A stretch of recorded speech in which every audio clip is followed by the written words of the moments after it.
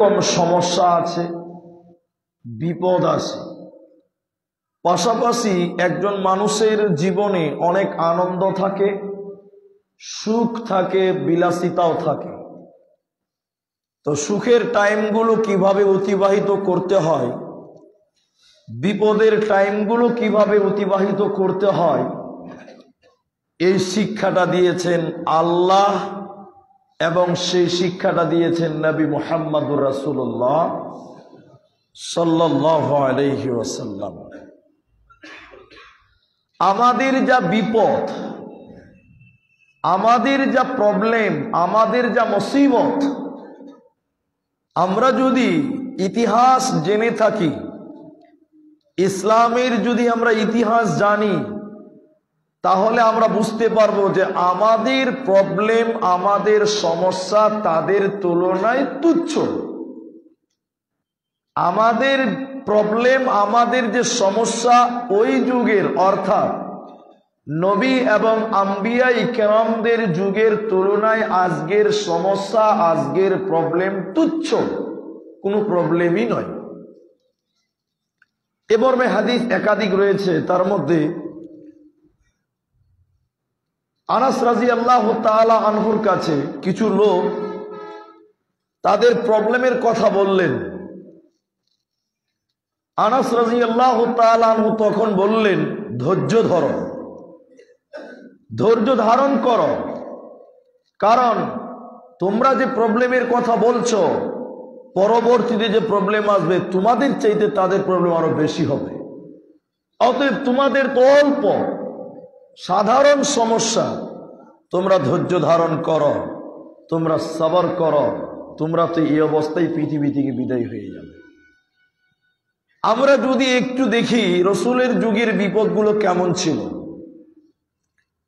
আজকে মসজিদে এসেছেন, কলেজ মোড় বাঁধান মসজিদে, মসজিদে দেখেন টাইলস মার্বেল লাগা আছে, মসজিদে গ্যাস ফ্যান লাগা আছে, সিলিং ফ্যান লাগা আছে, স্ট্যান্ড ফ্যান লাগানো হচ্ছে, দেওয়াল ফ্যানগুলো, কোন কোন মসজিদে এসি আছে।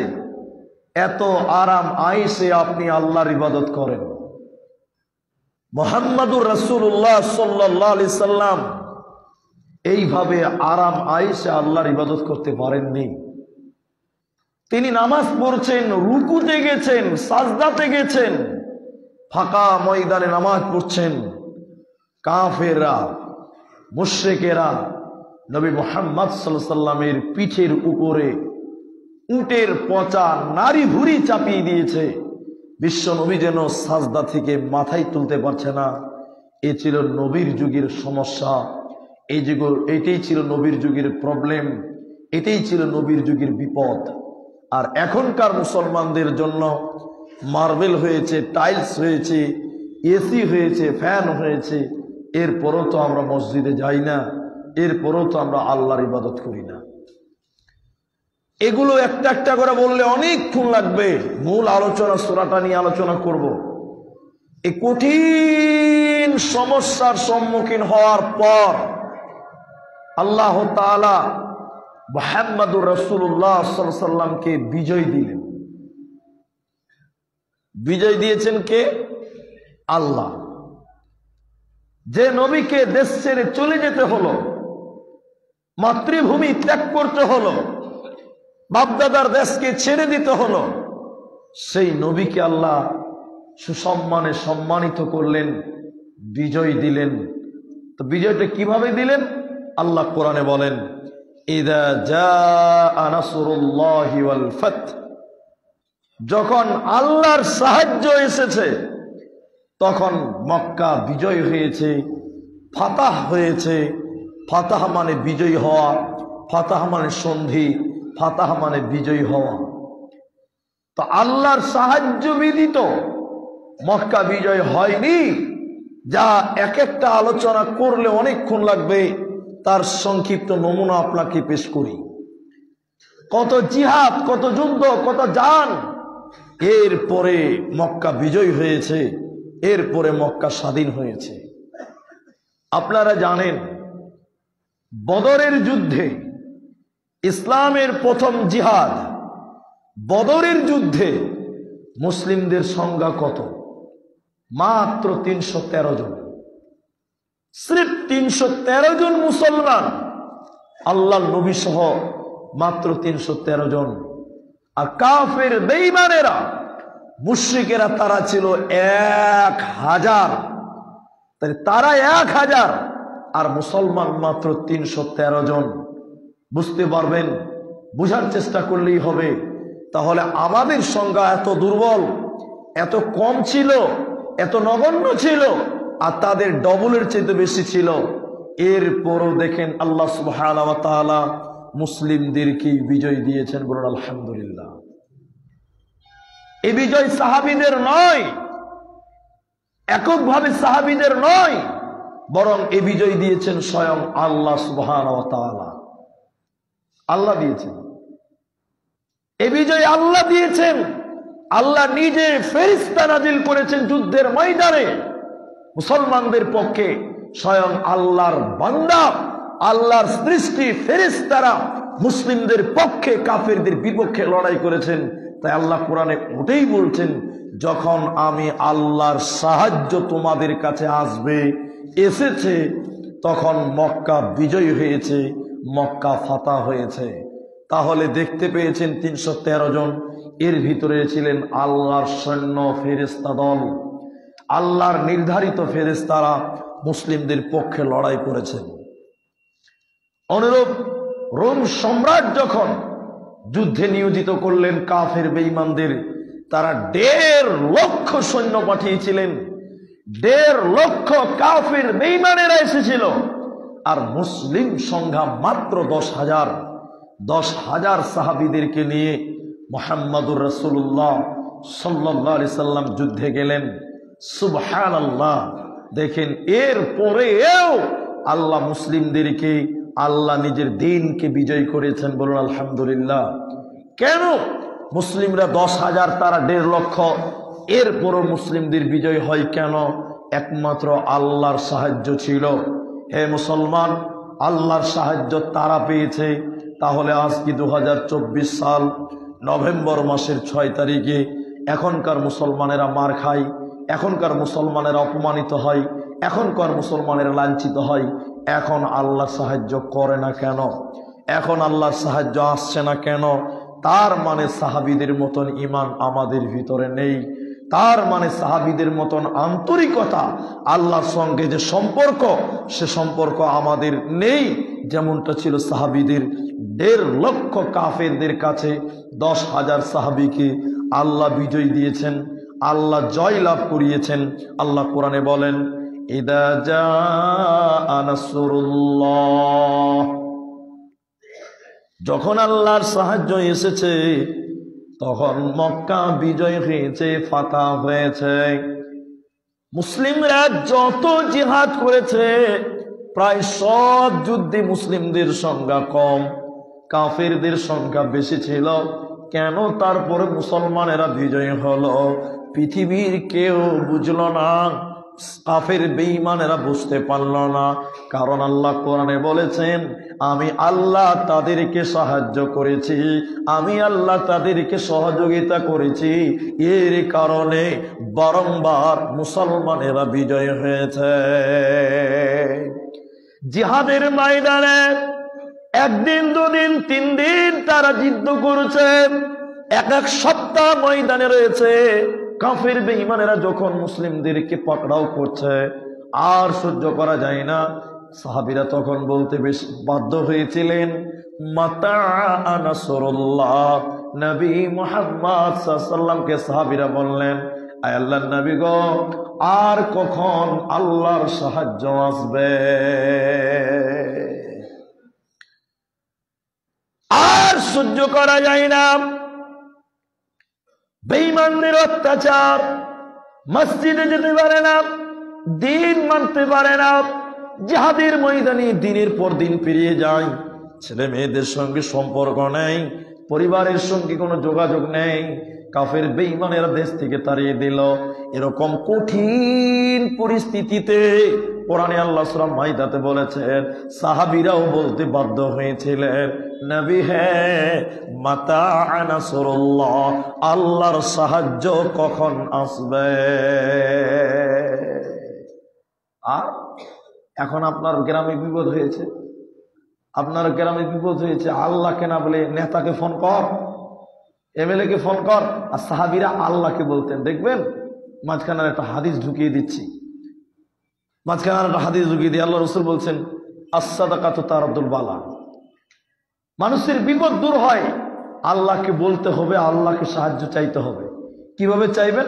আল্লাহ রাস্তায় সাদকা দিবেন, আল্লাহ আপনার বিপদকে দূর করবেন। বলুন সুবহানাল্লাহ। আপনি বুঝতে পারেননি? আপনি ড্রাইভার, গাড়ি চালান, আল্লাহ আপনার নসিবে লেগেছে যে আগামীকালকে কালিয়াচকে আপনার অ্যাক্সিডেন্ট হবে, আগামীকালকে হবে, এটা আল্লাহ নসিবে রেখেছে। আপনি আজকে ও আগেই, তার আগের দিন আপনি দান করে দিলেন, সাদকা করলেন যে আল্লাহ তুমি আমার বিপদ আপদ দূর করে দাও। সাদকা করার সঙ্গে সঙ্গে আগামীকালকে যে আপনার অ্যাক্সিডেন্ট লেখা আছে ওইটার সঙ্গে সঙ্গে আল্লাহ কেটে দেয়। বলুন সুবহানাল্লাহ। এর নাম সাদকার পাওয়ার। তা আপনার বিপদ হয়েছে, আপনি আল্লাহকে বলুন, সাদকা করুন, আল্লাহকে ডাকুন, দুরিকাত নামাজ পড়ুন। না, বিপদ হয়েছে নেতাকে আগে ফোন করছে। আগেকার মা চাচিদেরকে দেখতাম, আমি তো মাদ্রাসার ছাত্র, পড়ে এসেছি। আমরা যখন মাদ্রাসায় পড়তাম বীরভূম জেলাতে, মাঝে মধ্যেই দেখতাম ছেলে মেয়েরা এরকম করে বস্তাতে করে করে, এই ব্যাগে করে করে, প্লাস্টিকে করে করে 2 কেজি 2.5 কেজি করে চাল নিয়ে আসতো। কেন? বলি স্যার ছেলেটা খুব অসুস্থ আছে, একটু দোয়া করবেন, সাদকা করলাম। আমার মা হসপিটালে আছে, 2 কেজি চাল দিলাম মাদ্রাসায়। আমার বেটাটা অসুস্থ আছে, একটা মুরগি দিলাম মাদ্রাসায়। আমার ভাই বাবাটা খুব অসুস্থ, মরানা, একটা ছাগল দিলাম মাদ্রাসায়। কারণ দান করলে, সাদকা করলে বিপদ আপদ দূর করে দেয়। আরেকবার বলুন সুবহানাল্লাহ। তো সাহাবায়ে কেরাম বললেন, এত জুলুম, এত অত্যাচার, নবীর কাছে যেয়ে বললেন, মাতা নাসরুল্লাহ, আল্লাহ নবী, আল্লাহ সাহায্য কখন আসবে? আল্লাহ কোরআনে বলেন, ইদা জাআ নাসরুল্লাহি ওয়াল ফাত, যখন আমি আল্লাহ তোমাদের সাহায্য করেছি বা করব, তখনই মক্কা বিজয় হবে। মক্কা বিজয় হয়েছে, আল্লাহর সাহায্য ছাড়া হয়নি। এই সূরাটা নাজিল হলো কখন? এই সূরাটা নাজিল হলো কখন? 8ম হিজরিতে, তাশরিকের দিন, আইয়ামে তাশরিক, 11, 12, 13 জুলহিজ্জার, এই 3 দিনের মাঝামাঝিতে মিনার মাঠে এই সূরা নাজিল হলো। এই সূরাতে অনেক ইঙ্গিত আছে, অনেক আলোচনা আছে। এই সূরাটা মুহাম্মদ সাল্লাল্লাহু আলাইহি ওয়াসাল্লামের বিদায়ের সংবাদ দেওয়া হয়েছে। এই সূরাতে ইঙ্গিত করা হয়েছে যে নবী মুহাম্মদ সাল্লাল্লাহু আলাইহি ওয়াসাল্লামের সময় শেষ, তিনার কাজকর্ম গুটানো হয়ে গেছে। এই সূরাতে ইঙ্গিত করা হয়েছে। সাহাবীরা সবাই বুঝতে পারেননি। ইবনে ওমর রাদিয়াল্লাহু তাআলা আনহু, ওমর তিনি ডাকলেন সাহাবীদেরকে ডেকে বললেন, আচ্ছা এই সূরা থেকে কে কি বুঝতে পারলে বলো, এই সূরাতে তোমরা কি বুঝতে পারছো বলো। তখন কেউ কেউ মুখ খুললেন যে বেশি বেশি আল্লাহর তাসবিহ করতে হবে, জিকির আজকার করতে হবে। কেউ কেউ চুপ থাকলেন। সাহাবীদের আর কাউকে জিজ্ঞাসা করলেন, কেউ কেউ বললেন যে আমার মনে হচ্ছে এই সূরাটা বিশ্ব নবীর বিদায় সংবাদ দেওয়া হয়েছে। তিনি বলেন, ইবনে ওমর বলেন, আমারও তাই মনে হচ্ছে যে এই সূরা দিয়ে আল্লাহ বুঝাতে চাচ্ছেন নবীজির টাইম শেষ। এটাই ছিল রাসূল সাল্লাল্লাহু আলাইহি ওয়াসাল্লামের জীবনের শেষ পূর্ণাঙ্গ সূরা। এরপরে আর কোনো পূর্ণাঙ্গ সূরা নাজিল হয়নি। আল্লাহ নবী বুঝে নিলেন। আল্লাহ বলছেন, আল্লাহ তাবারক ওয়া তাআলা এরপরে বলেন, শুনে লাও অরাআইতান নাস, নবী যখন মক্কা বিজয় হবে, মক্কা যখন ফাতা হয়েছে হবে, অরাআইতান নাস, তুমি মানুষদেরকে দেখতে পাবে, ইয়াদখুলুনা, তারা দাখিল হতেছে, প্রবেশ করতেছে, ফি দীনিল্লাহ, আল্লাহর দ্বীনে তারা প্রবেশ করছে। ইতিহাস দেখেন, রাসূলের হাদিস দেখেন। 8ম হিজরিতে 17-18 তারিখে মক্কা বিজয় হয়ে গেল। এরপর মক্কার চতুর্দিক থেকে বিভিন্ন গোত্র। শুধু তাই নয়, ইকরিমা তিনি বলছেন যে না, এমান থেকে 700 লোক, 700 লোক একসঙ্গে তারা নবীজির কাছে আসছেন। আসছেন তো কিভাবে আসছেন? কেউ বলছেন লিল্লাহি তাকবীর, আল্লাহু আকবার, কেউ কালেমা পড়ছেন, কেউ কেউ আযান দিচ্ছেন। এইভাবে তারা তাকবীর দিতে দিতে দিতে দিতে মক্কা এলেন। এসে নবীজির হাতে কালেমা পড়লেন, তারা ঈমান আনলেন, ইসলাম কবুল করলেন। আল্লাহ কোরআনে বলছেন, দেখেন, অরাআইতান নাস, তুমি মানুষদেরকে দেখতে পাবে, ইয়াদখুলুনা, তারা দাখিল হতেছে, ফি দীনিল্লাহ, দলে দলে আল্লাহর দ্বীনে তারা প্রবেশ করছে। আয়াতে ও কোরআনে এই সূরাতে অনেক ভবিষ্যৎবাণী আছে। দেখেন, রসুলের ইঙ্গিত কেন করা হলো? মক্কা বিজয় হয়ে গেছে, আল্লাহর সাহায্য করা হয়ে গেছে, মানুষরা দলে দলে ইসলাম কবুল করছে, মক্কা বিজয় হয়েছে, দলে দলে। তার একটা নমুনা দিলাম, 700 লোক একসঙ্গে তারা ইসলাম কবুল করেছিলেন। সব ঘটে গেছে, মুহাম্মদ সাল্লাল্লাহু আলাইহি ওয়াসাল্লাম বুঝে নিয়েছেন, আর থাকার সব তো হয়ে গেল। আল্লাহ যা যা বলছেন সবটি হয়ে গেছে। এরপরে আল্লাহ কোরআনে বলেন, ফাসাব্বিহ বিহামদি রাব্বিক, হে নবী আপনি রবের প্রশংসা করুন, তাসবিহ করুন, রবের প্রশংসা করুন, তাসবিহ করুন, ওয়াস্তাগফির, এবং আল্লাহর কাছে ক্ষমা প্রার্থনা করেন। মক্কা বিজয় হয়ে গেছে, মানুষেরা ইসলাম কবুল করছে, আল্লাহর সাহায্য চলে এসেছে, সব হয়ে গেছে। হে নবী, এবার আপনি বেশি বেশি করে ক্ষমা চান। এই আয়াতে আরো স্পষ্ট প্রমাণ হচ্ছে নবী সাল্লাল্লাহু আলাইহি ওয়াসাল্লামের বিদায় টাইম হয়ে গেছে। নবী সাল্লাল্লাহু আলাইহি ওয়াসাল্লাম এই সূরা নাজিল হওয়ার পর যখনই নামাজ পড়তেন, রুকুতে এবং সাজদাতে এই দোয়া পড়তেন, সুবহানাকা আল্লাহুম্মা রাব্বানা ওয়া বিহামদিকা আল্লাহুম্মা ইগফিরলি, সুবহানাকা আল্লাহুম্মা রাব্বানা ওয়া বিহামদিকা আল্লাহুম্মা ইগফিরলি, অথবা সুবহানাকা রাব্বানা ওয়া বিহামদিকা আল্লাহুম্মা ইগফিরলি। এই দোয়া রাসূল সাল্লাল্লাহু আলাইহি ওয়াসাল্লাম বেশি বেশি নামাজে পড়তেন, বেশি বেশি আল্লাহর প্রশংসা করতেন, তাসবিহ করতেন, রুকুতে সাজদাতে এই দোয়া পড়তেন, সুবহানাকা আল্লাহুম্মা রাব্বানা ওয়া বিহামদিকা আল্লাহুম্মা ইগফিরলি। এই দোয়া আল্লাহ রাসূল রুকুতে পড়তেন, সাজদাতে বেশি পড়তেন। এখন প্রশ্ন জাগবেন, যে নবীর কোনো গুনাহ নাই, যে নবীর কোনো পাপ ছিল না, তিনাকেও আল্লাহ বলছেন ক্ষমা চাও, ইস্তিগফার করো, কারণ সময় আর বেশি বাকি নেই। তো যার গুনাহ নাই তিনি কেন বেশি বেশি প্রশংসা করবেন, তিনি কেন বেশি বেশি তাসবিহ তাহলিল করবেন? দেখেন, এই জবাব আল্লাহ রাসূল সাল্লাল্লাহু আলাইহি ওয়াসাল্লাম দিয়েছেন। নবীজি রাতের বেলায় নামাজ পড়েন, নবী রাতের বেলায় নামাজ পড়তেন, যাকে তাহাজ্জুদ বলেন, কিয়ামুল লাইল বলেন, তারাবি বলেন, যাই বলেন না কেন। তার নামাজ কেমন ছিল? তার নামাজ 5G স্পিড ছিল না, 4G স্পিড ছিল না, ধীরে স্থিরে তিনি নামাজ পড়তেন। কেমন নামাজ পড়তেন? আম্মা জান আয়েশা বলেন, আমি ঘুমিয়েছিলাম খাটে, আল্লাহ রসুল আয়েশার খাটকে সূত্রা বানিয়ে নামাজ পড়তেন। আয়েশার খাটকে সূত্রা তো বুঝেন, আর সামনে ফাঁকা রেখে নামাজ পড়তে হয় না, সামনে ফাঁকা রেখে নামাজ পড়তে হয় না, নিষেধ আছে, নেকিও কম হবে। সামনে আর করে নামাজ পড়তে হবে। এইখানে মাসলা একটা ইস্তেমবাদ করি, সামনে যারা নামাজ পড়বেন তাদের আর দেওয়া, সামনের কাতারে যারা নামাজ পড়বে, মানে এমনি নামাজ, সুন্নাত নফল নামাজ যেগুলো, আর ফরজ নামাজ তো ইমাম আছে। ফরজ নামাজে মুক্তাদিদের কোন সূত্রা লাগবে না, মুক্তাদিদের সূত্রা ইমাম। ফরজ নামাজে মুক্তাদিদের সূত্রা হবে ইমাম। সুন্নাত নফল নামাজের কথা বলছি, যারা সামনের কাতারে নামাজ পড়বে ওদের সূত্রা হলো আর, দেওয়াল, পিলার, এটা হবে তাদের আর। সামনে আর রেখে নামাজ পড়তে হবে। আপনার সাজদা থেকে আর মানে দেওয়ালের দূরত্ব কত হবে? 1 বিঘত, একটা ছাগল যেন হেঁটে যেতে পারে, অতটা ফাঁকা রেখে আপনি নামাজ পড়বেন, বাস। পেছনে যারা পড়বেন তাদের তো আর নাই, আর তো দেওয়াল নাই, আর পিলার নেই, তাদের সূত্র হবেন আপনি। সামনের কাতারে যে আছে উনি হলেন পেছনের লোকের সূত্রা, আমার পেছনে যে আছে আমি হলাম তার সূত্র, আর আমার সূত্র হলো দেওয়াল। অনুরূপ তার পেছনে আছে, তার সামনে যে থাকবে সে হবে সূত্রা। আর সূত্রের মাঝখান দিয়ে যেতে হয় না, অন্যদিন আলোচনা করবো সূত্র নিয়ে।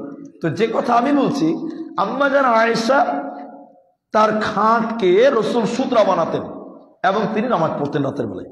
আম্মা জান আয়েশা বলেন, আমি ঘুমিয়ে গেছিলাম, ঘুম থেকে চেতন পেলাম, দেখলাম রাসূলুল্লাহ সাল্লাল্লাহু আলাইহি ওয়াসাল্লাম নামাজে দাঁড়িয়ে আছে, সাজদাতে আছে।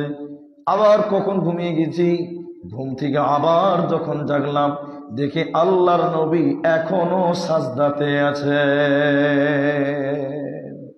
সুবহানাল্লাহ, কত লম্বা নামাজ। আম্মা জান আয়েশা বললেন, আল্লাহর নবী, আপনার তো জীবনের সব গুনাহ মাফ, কোনো গুনাহ নাই।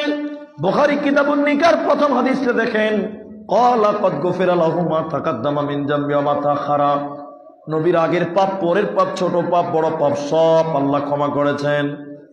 আপনি এত ক্ষমা হয়ে গেছে, কোনো গুনাহ নেই, এরপরেও কেন এত কষ্ট করে নামাজ পড়েন? আপনাদের যা প্রশ্ন, নবীকে আল্লাহ বলছেন মক্কা বিজয় হয়েছে আর আপনার সাহায্য এসেছে, মুসলমান হয়ে গেছে মানুষেরা দলে দলে। এরপর আল্লাহ বলছেন ফাসাব্বিহ বিহামদি রাব্বিক, আপনি আপনার রবের প্রশংসা করুন, তাসবিহ করুন, ওয়াস্তাগফিরহু, এবং আল্লাহর কাছে ক্ষমা চান। কেন? কোন গুনাহ নেই। বিশ্বনবী উত্তর দিচ্ছেন, আয়েশা, এতিমকে আল্লাহ নবী বানিয়েছেন, যার বাপ জন্মের আগেই মারা গেছে, যে লোকটার মাও বেঁচে ছিল না, পরের কাছে মানুষ হয়েছিল, এরকম এতিমকে আল্লাহ নবী বানিয়েছেন। শুধু নবী নয়, নবীদের সর্দার বানিয়েছে। কিয়ামত পর্যন্ত যত নবী এসেছে সবার লিডার বানিয়েছেন নবীজিকে। এরকম এতিমকে দিয়ে এত সম্মান দিয়েছেন, সেই আল্লাহর প্রশংসাকে আমি করব না? আল্লাহ নবী বলেন, আফালা আকুনু আবদান শাকুরা, আয়েশা রে, আমি কি সেই আল্লাহর প্রশংসা করব না? বুখারী হাদিস, বুখারীতে 1133 নম্বর হাদিস।